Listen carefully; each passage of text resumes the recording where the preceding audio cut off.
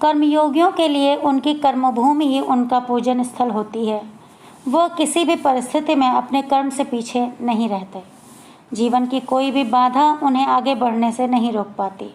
कुछ ऐसी ही हैं हमारी आदरणीय ललिता प्रदीप जी। नैनीताल में प्रशिक्षण समाप्त करके इनकी प्रथम नियुक्ति 1992 में जनपद मऊ में जिला अनौपचारिक शिक्षा अधिकारी के रूप में हुई। इसके पश्चात बाराबंकी में ये जिला बेसिक शिक्षा अधिकारी और फिर DIOS भी बनी।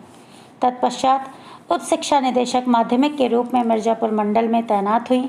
इनका सबसे लंबा कार्यकाल 2001 से 2016 तक प्राचार्य डाइट के लखनऊ के रूप में रहा और काफ़ी सफल रहा। शिक्षा में नए आयाम स्थापित किए।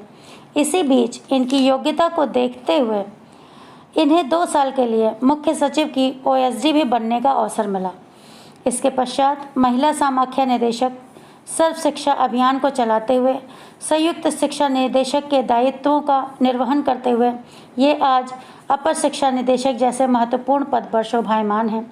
इसके साथ ही साथ इन्हें कई संस्थानों जैसे IASE प्रयागराज, SIET साक्षरता, वैकल्पिक शिक्षा का भी अतिरिक्त प्रभार मिला, जिसे इन्होंने बखूबी निभाया और इन संस्थानों में एक नई जान फूंक दी।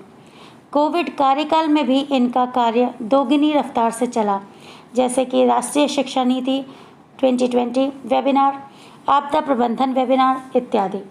जहाँ जहाँ भी आप रहीं वहाँ के स्टाफ और सहयोगियों के संवर्धन में इनका विशेष योगदान रहा और सभी में कुछ अच्छा ढूंढ निकालने की इनमें अद्भुत कला है। इनके कार्य व्यवहार को व्यक्त करने के लिए हमारे शब्द कम पड़ जाते हैं और आज जब ये सेवानिवृत्त हो रही हैं तो हमें ऐसा महसूस हो रहा है कि जैसे हमारे सर से इनकी जादुई छत्र छाया हट रही है, जिसकी भरपाई मुश्किल ही लगती है।